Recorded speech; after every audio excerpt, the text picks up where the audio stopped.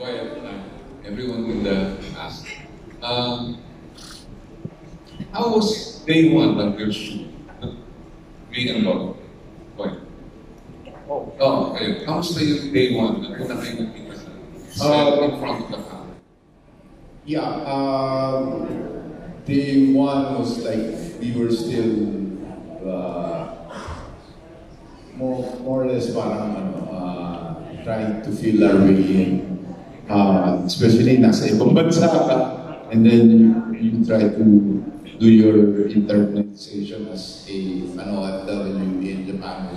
It's been in Japan for more than 10 years. So the adjustment na kailangan gawin for that day, medyo nahirapan ako ng konti. Ako I don't know about B, but medyo ako nahirapan ako na. The first day. In terms of relating with Bill, creating a scene with Vilma, it was easy, no? It's easy for me to. Yun lang makakatulog sa akin. When I listen to her, when I look at her, when she does her thing, and Vilma Santos, always Vilma Santos, like, thank God, buti nandyan siya. So, nakalagpas ako that day. But after that, tumuloy-tuloy na. Yeah, okay na. Everything went well. If I remember right, dapat originally ang alis namin March 25. Unfortunately, nagkaroon ng konting hassle. So we left for Japan April 1. So pagdating namin doon, gusto namin habulin yung snow. Tama yan? Gusto namin habulin yung snow. So dumating kami doon April 1, but we really had to go to the mountain to make sure na meron kaming snow na makukunan. So si Reg, lahat kami kinausap niya na nandun sa Japan. We have a very lean crew. Kinausap niya, are you willing to wake up at 3 a.m.? Remember yet to? 3 a.m. because we will pull out at 4 a.m. going to the mountain to shoot. Remember, directed by? So, alam nyo, siguro excited din kaming lahat, and maybe because we love the movie. So, lahat po kami nasa lobby ng 4 o'clock. 4 o'clock. Yeah, 4 o'clock. Nasa lobby kami lahat ng 4 o'clock. I think if I'm not mistaken, 4:10 a.m., pumupull out na kami para pumunta doon sa mountain. I'm sorry, I forgot the name of the place. And, Mount? Hindi Mount Olive. And then, pull out na kami, siguro mga 2 hours, yeah? 2 hours? What? Pull out? No. Hindi, going to the mountain. No, that's 6 hours. 6 hours? Oh my God. 6 hours. It took us like... Antok pa ako. Yung travel time namin was about 12 hours. 6 hours going, and then nag-shooting kami ni Yetbo sa snow. Pag-shooting namin ni Yetbo, first scene. Tama? Yan. Anong gagawin natin dito? Ito mga director ko, alam mo, si Direk Rado, si Direk Romel, alam mo yung sa amin, basta mag-create kayo dyan kung ano gusto yung scene. Kasi ko, anong gagawin natin dito? E di, kung ano yung mapag-uusapan natin dito, like going back to Manila. So, madalit salita, first scene pa lang, nag-create na kami ng mga eksena namin sa tulong ng aming mga direktor. So, madalit salita, we were able to shoot hanggang hapon, and then going back to the hotel, another 6-hour drive. So, 12 hours going there, just to make sure na meron kaming snow sa movie. That was our first day. Kaya parang nag-direct din si Christopher sa film. Si Yetbo? No, not they're the ones direct. Yeah.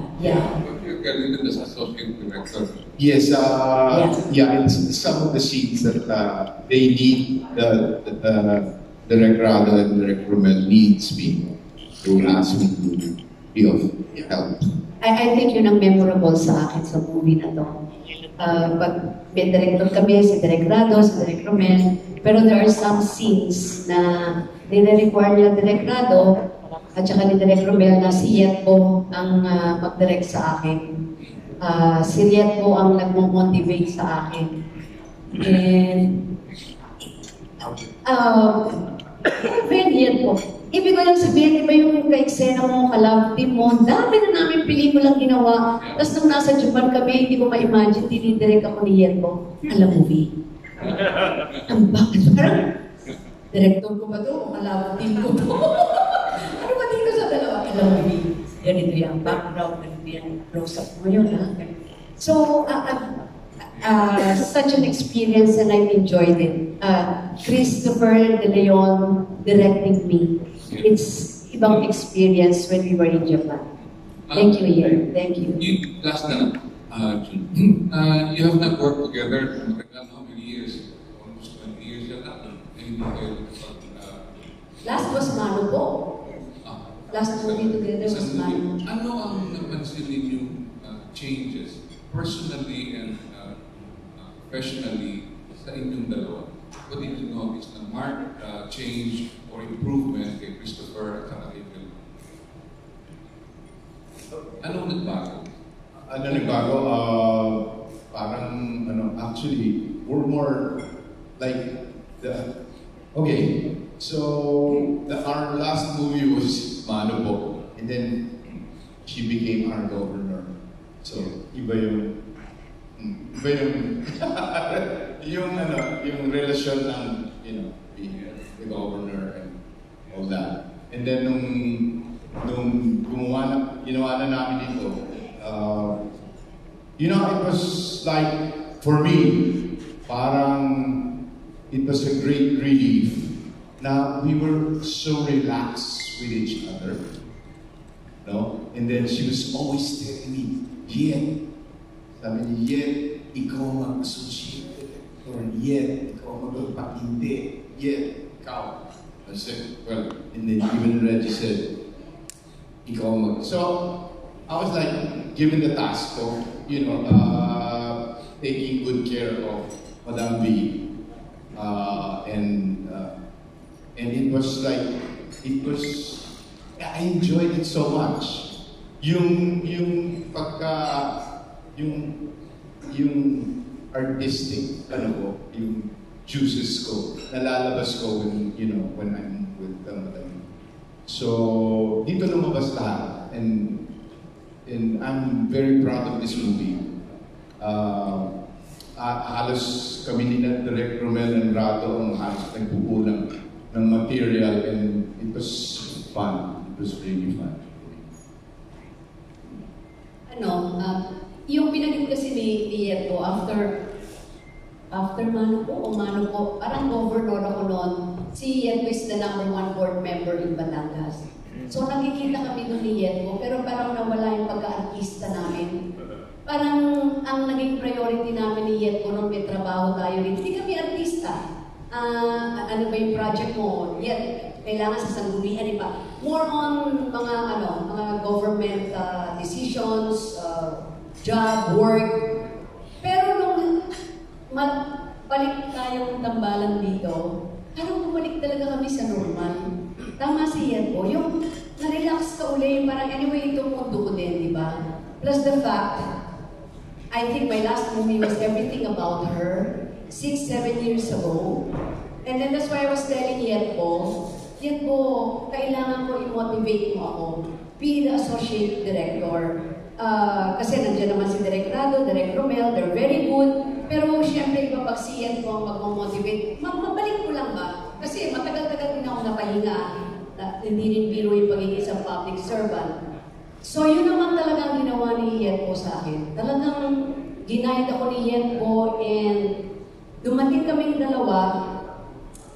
Kasi iba yung role namin dito ni Yerko. Dumating kami dalawa. Sa tulong ni Direk Rado Romel, na kami ang nag-create ng eksena. Alam niyo ba yun? Kasi dati, artista kami ni Yerko, kung ano sasabihin sa amin ng director, o ikaw dito, ito eksena. Okay na, gagawin lang namin ni Yerko. But this one, we were involved. Tama? We were involved. Pati yung, ano kaya yan kung gagawin ko to? Direk, di ba Direk? Ano sa tingin nyo? Parang ito yung gusto kong gawin, ito yung gusto kong sabihin. Sasaluhin naman ni Yerko. So alam niya yung nararamdaman ko, alam ni Yerko, kaya alam niya saluhin, or vice versa. Ganon namin hinatak yung mga importanteng eksena dito when I met you in Tokyo. Kasi yung bandang latter part, may mga importanteng eksena na kaming dalawa. Which kailangan medyo alaga yung mga eksena para hindi naman kami magmukhang trying hard. Yung umaarte kami, mga eksena, bagay sa edad namin. Yun. So, very exciting. Something different for us sa Maniyerto. Salamat, thank you. Thank you, Canistor. Yeah, thank you. Pero isipin ko lang bago yung next talk, para makarelate yung iba sa atin. No? Ako kasi, alam ko yung, shinare ni Ate B yung eksena. Ayun, di ba? Yung shoot nyo. Nasa ano kayo na, cable car. Yun ang una sabi ni Direk Roman na shoot, di ba? Ang bongga. At saka, ang bongga rin, isipin ko na, ang dami mga artistang sikat na nag-share talaga ng publicity photos, poster of when I met you in Tokyo. Talagang kahit sila excited. Oo, yan. Nakakita ko lang si Claudine Barreto.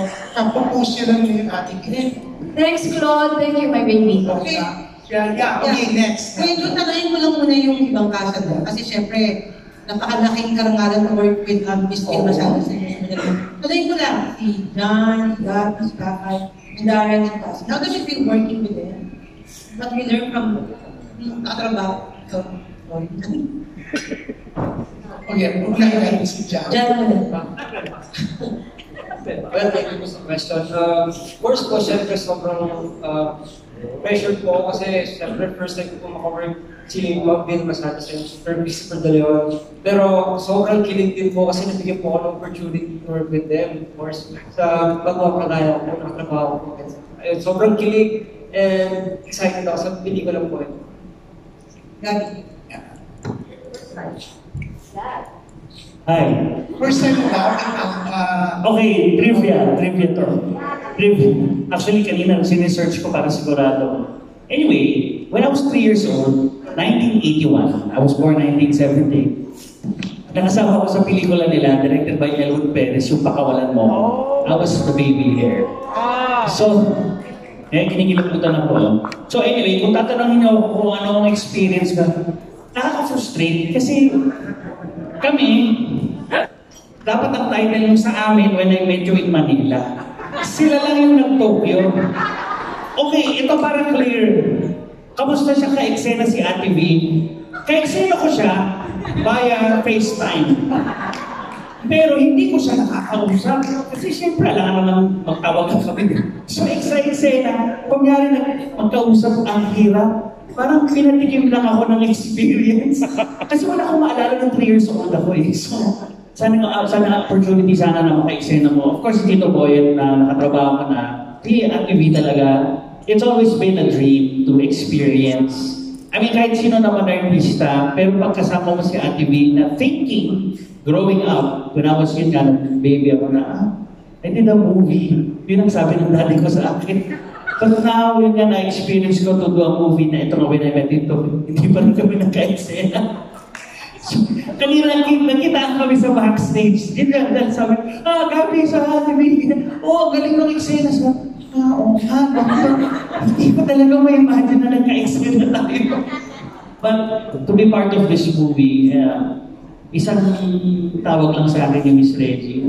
Nung sinabi, nung linatag yung alam mo, wala naman isip-isip Ate V and Tito Boy and it's always been an honor to work with great actors. Kasi kahit pagsama-sama natin ko ilang taon sila sa industriya, hindi mo talaga sila makakapunta o makakapol. But you'll learn a lot from them. And I'm very honored, very honored. Ito, actually, mga directors na ito, grabe. Di ba ito, di ba ako pinapangat? Ano na sila? So, they're very, very supportive. Very good. Thank you. Ang bongga. Thank you. Pero ito yung swerte sa lahat. Kasama siya, di ba? Si Kakay. Yes po. Actually, nakatrabaho ko na si Ate V sa In My Life. So, ayun yung pinaka-nakakatakot. Pero alam nyo, pag nakatrabaho si Ate V, kahit hindi siya visible sa television or film or sa show business, nagulat ako kasi kilala niya ako by first name Kakay. Ako yung parang nahiya, ako yung parang, sa In My Life, pero hindi ako nakatulog. Tapos, syempre, maliit lang yung role ko doon, mabilis lang. Yun talaga isa sa mga pinag-pray ko, na makatrabaho ko siya ulit. And si Tito Bo, syempre, sino ba naman din ako?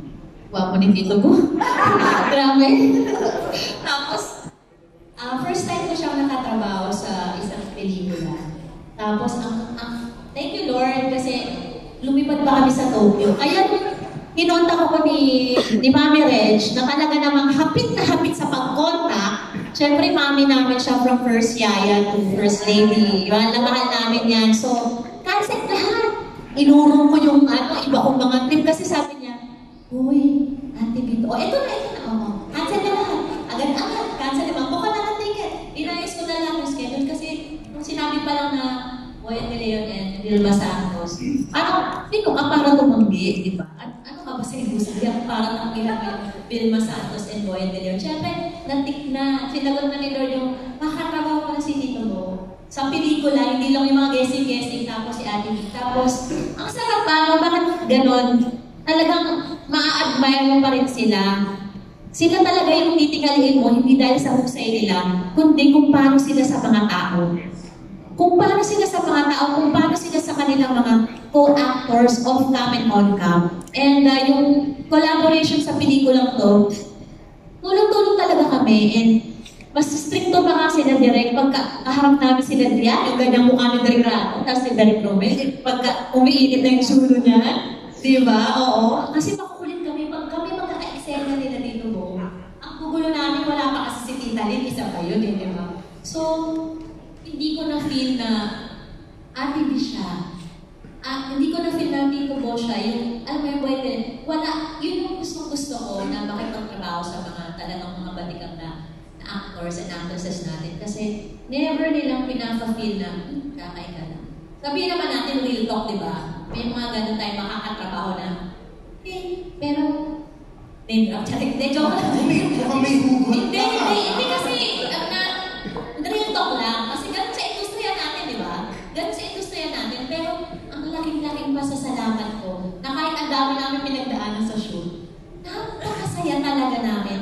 Kung makikita niyo yung mga bloopers namin, sila Derek Romel. Ay, naku po, lalo na po sa Tokyo, sobrang grabe yung mga bloopers namin doon. And sobrang pasalamat ko na andun din si Tito Bo. Ginagay niya rin kami sa ibang eksena na magsumasawalan na tayo sa kakulitan.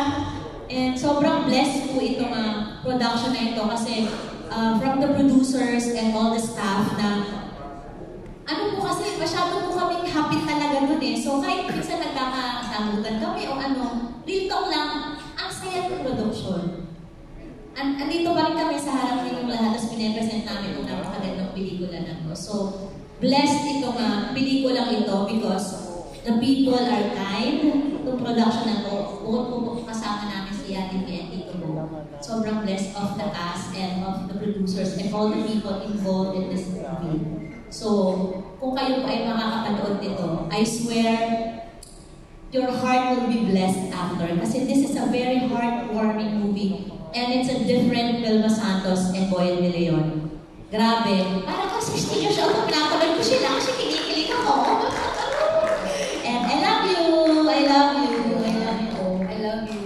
I was telling Boy, alam na sa inyo lahat, in my life kasi halos 1-2 sequences lang kami ni Kakay. Alam mo, one thing I've realized with Kakay, pagka-eksena nyo dito, beware. Kasi ito, pag may eksena, hindi mo alam in the middle of the scene, adlib ng adlib. Pag hindi ka marunong sumagot sa kanya, kakainin ka ng buhay. Sa galing niya. No, really, I mean it. Di ba yan po? Totoo yun, Kakay. Thank you, I love you. Ang bongga, oo. Ang saya-saya ni Kakay. Pero mo, natawag ka ni Ate B sa first name mo, Kakay, di ba? At least hindi darling, ha? Kasi minsan talaga, may lumapit sa akin, June, touch ako kay Ate B. Talagang darling ang tawag niya sa akin. Ako nag-uusap ako. Hindi na ako umibo. Pero eto, syempre, tatanong, sabay na kayong sasagot kasi parang di ba, dapat sabay, oo. Cassie and Darren, Okay, so following up with what Gabi said, yes, we are team, hashtag, when I met you in Manila. So, same thing, mag-work Miss Vilma Santos through video call. So I just put it in my head na, okay, Cassandra, this is Vilma Santos. So you need to focus, galingan mo. And ayun, of course, it's also a huge honor to be a part of this film with Tito Boyet and with Miss Vilma Santos, and of course, with Dan Espanto. Because this is our first casting film. Kakaibang hindi, grabe. Yes, iba po talaga. And of course, I just want to mention as like, siguro, clue, working with Tito Gabby was, wow. Crazy. Abangan nyo yan, guys, as in. 8 years na. Pero kasi bago si Darren, ang mami mo, naging anak ni Ate B na hindi niya alam. Naghihiganti siya, anak niya pala yun. Di ba pinaligawan niya kay Jeffrey Santos? Talagas, oo, yung nanay mo, naging anak ko. Hindi wala biro! Oo, si Carmina. Naging anak ko si Carmina sa ano ang movie? Paglangit ang umadol. Tapos ito na yung anak, eksena ko pa rin. Diba? Eksena sa cellphone. Sa cellphone. Sa cellphone. Sinabi natin sa cellphone. Ayun lang po. Yan, ikaw Darren, yan. Ayun nga po, even though Team Philippines kami nila, Sir Gab, Cass, and John, of course, it's still an honor to be part of this film po kasi syempre, baguhan pa lang naman po ako sa acting, but to be part of a film na parte pa ng MMFF 2023 is already something that I'd say is a huge part of my life now. It's a highlight in my career as well. And na makasama po sa isang pelikula, si Sir Christopher, Miss Vilma, it really is a privilege for me. And also, kahit po nandito kami sa Pilipinas, ako ay nasa starstruck pa rin sa mga kasama ko sa set. For example, yung mami ko po si Miss Lodlot, yung grandma ko si Miss Gina Alhar. So, yung kalabdib ko ba, si Cassie Legaspi. So, ayun po, nasa starstruck na lang din ako sa set kahit dito po sa Pilipinas. And yeah, it's something that I hope each and every one of you enjoy. Yun po. Ang bongga, diba? Pero dapat ang title ng movie niyo, When I Met You in a Cellphone. In a Cellphone. Wait lang. Yes, Miss Belle. Nasabihin ko lang. Si Ate B, binili niya talaga sa akin. Lahat ng mga hindi ko naka-eksena, I want to meet them. Sinabi niya talaga sa akin. Even yung first namin, di ba yung announcement sa Opera? Yes. Hindi lang nagkaayos yung schedule, pero sabi niya, I want to meet all of them. I want to see them and meet them and thank them personally for joining the chance. Hindi naman Totoo niya yan. Sinabi yan talaga ni Ate. Pero hindi niya sinabi na I wanna meet them and give them cellphones. Kasi walang gano'n. Alam pa naman kakaroon ng iPhone 15. Makaka-accept sa cellphone. Pero yun yung sinabi. Even si Gabby, kaya tuwan-tuwa siya nung si Gabby kasi may taping yan dapat, pero nung tinawagan niya ako sa niya, Mare, makaka-join ako ng press con. So sinabi ko agad kay Ate B, sabi niya, yun. Kasi gusto ko nga niya, as much as possible, Kunin mo ba yung ticket? Para din to, send the press and invite everyone to watch. Thank you. Premiere night in Tokyo next month. Premiere night in Tokyo. Oo, dapat lang. Excited yung mga OFW. So, Melba, sino grade ka? Our next question will come from Angel Labus of Abulhan. Yes. Hi! Hello po. Good evening. Kay Vivian po at kay Ate V. Paano nyo gustong i-describe yung naging evolution ng film nyo? Kasi since day one talaga, 70s, 80s, 90s, nandun pa rin kayo. And then, pati yung mga fans ninyo, supporters, nag-evolve na rin, especially now with the social media, naging platform, yung mga anak-anak kapopo ng mga dami ng tagahanga, na fans nyo rin hanggang ngayon. Naging fan nyo na rin. So how do you want to describe yung evolution tandem ninyo na naman?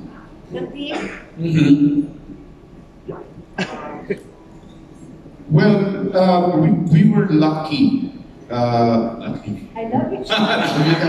We were fortunate enough to be directed by. One thing good about our team up is because we were directed by like Celso Castillo, there was Ishmael Coronel, there was like Eden and Cachillo, and these were all beautiful, movies with beautiful Enzo Perez and beautiful stories and materials that we can show. And we were just fortunate to do movies together and then became a love team because we were doing movies that are worthwhile and because anak kasama namin were really talagang national artists and all that and great directors. And even if you ask me, nung nag-collaborate kami nila, Direk Rado, Romel, it was already different for me. For me, it was already different. We were like all artists creating a material already. Because before, we were just sinasabi nga ni Vilma, ni Madam Vilma, na artista. You have to follow Ishmael Bernal. Whatever he says, you do. No, but this time it's like this movie is like so different. It's so artistically fulfilling for me because we were part of the team that created this. So yun yung for me para sa akin.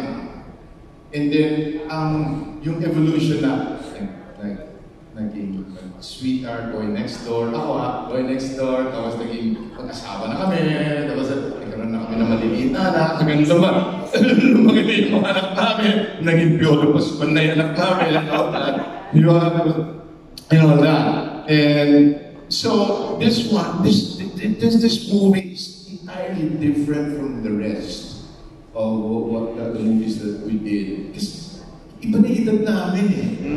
Iba na yung approach ng love team namin. Iba na yung, it's for me, it's more mature, it's more endearing, it's more like from the heart, and it's like, I think that's why I'm really excited to see the whole movie. Yeah, that's about it. Agree. 100%. That's very, sa tagal namin ni Yetmo na magkasama, inabot na namin yung dalawa from, Vilma pa nga yata, nag-guest ka pa eh. Hindi pa nga kita kilala eh. O sinabi ng guest mo si Christopher De Leon, sino? Wala ka pa meron ka na ba nun yung tinimbang? Meron na, ayun pala, siya pala yun, nagpo-promote. But the first encounter namin talaga ni Yetmo was that sa Tagaraw. That was the first. Maikot-ikot pa tayo sa beach. Yun lang ibig ko sabihin, punayin nyo kung mapapanood nila yung mga dati naming movies ni Yetmo, hanggang medyo naging mistress na ako ni Yetmo, naging asawa na ako ni Yetmo, lahat na yata, from girl, lahat na yata dinaanan na namin ni Yetmo. So, ang kaibahan lang nito, I agree with Yetmo. With our age now, that is the difference eh. Na-open, in this particular movie, first time ko rin na-experience sa movie namin ni Boyen, with the biggest support and help of Direk Rado and Direk Romel. Kasi, katulong namin sila ang nagsasabi, pero katulong kaming nag-create ng scene. So, the approach is more mature. I will reiterate what he said. It's more endearing. It's more, dati yung inaarte-arte mo. Ngayon, in every scene that we did in this movie, we felt it. Nainlove ako kay Joey at nainlove ako kay Ason. Wow. No, really. Sa movie, hindi ko alam, basta even the scene namin, bigla na lang ako umiiyak. Hindi ba yan? ganun ako ka-affect. Ganun rin si Yen. Ako din. Yung hindi namin alam, hindi naman sinabi nila direct, iiyak kayo dito. But every time we do the scene, we really don't know. Pero pag nag-eksena kami, basta naiiyak ako. At ganun din si Yen po. So it's more of a mature attack, more sincere and more endearing yung pagkakaganap namin dito ni Yen po. So siguro sa mga gusto namin yung involvement, we are catering this sa mga dati namin fans, mga titos and titas. Correct. This movie, titos and titas, this movie is for you. Again, if I may makulit, but love has no boundaries. And doon sa mga bagets, may bagets kami dito. And yung mga bagets na to, ito pa yung nag-uumpisa. But this one, with our millennial, makikita nyo rin dito kung gaano ka-importante ang pagmahal in true love, and at the same time, how to move on with life and love. And at the same time, meron kayong pupulot dito na, lalo na sa mga millennials, respect, forgiveness, nandito lahat yun sa movie namin. So it's a mature movie, very simple love story, but beautiful love story na I think even millennials will enjoy it. Yun. Bonus question ako. Anong feeling niyo ngayon? Anong feeling na, speaking of your own movies, meron isang MMF entry din na parang naging inspiration yung pelikula na nilalabas na yung trailer. Ina-arte din nila yung, anong movie ba naman ba? Relasyon. Yeah, naging center siya nung takbo yung Becky and movie ni na Eugene at saka ni Pokwa. Yeah, see, nakita mo ba yun? Sa Facebook. Yeah, may mga nakita ko yun. May mga nagte-text sa akin na mga fans and at the same time, hindi ko rin kilala kung hindi raw ba ako na-offend doon sa parang ginaya yung eksena namin sa relasyon ni Yenko. I don't think, hindi. Hindi. Parang doon sa trailer, pagkakaalam ko, yun nga yung parang ginagawa nilang gauge, di ba? Na kung paano yata, I think, paano yata sumikat or kailangan itong pag-aaralan at kaya natin gawin. Kaya lang siyempre, sino-over nila. Pero definitely, it's an honor para gayahin ka, di ba? Yung eksena namin ni Yenko sa relasyon. So we really don't mind. We're thankful. Thank you, di ba? Yun. Ako nasusunod. Pero sa relasyon na naman, taping kami ng Marites. Sumunod, eto muna, may, kasi ngayong, siyempre, pag October 31 and November 3, special day yan para sa mga fans. Ni Poyet and Ate P. Siyempre, birthday po. Happy birthday! Sir Poyet sa October 31, si Ate P, November 3. Kaya, eto po, kakataan ko natin sila ng happy birthday at may pa-surprise kami sa kanila. So let's all sing happy birthday.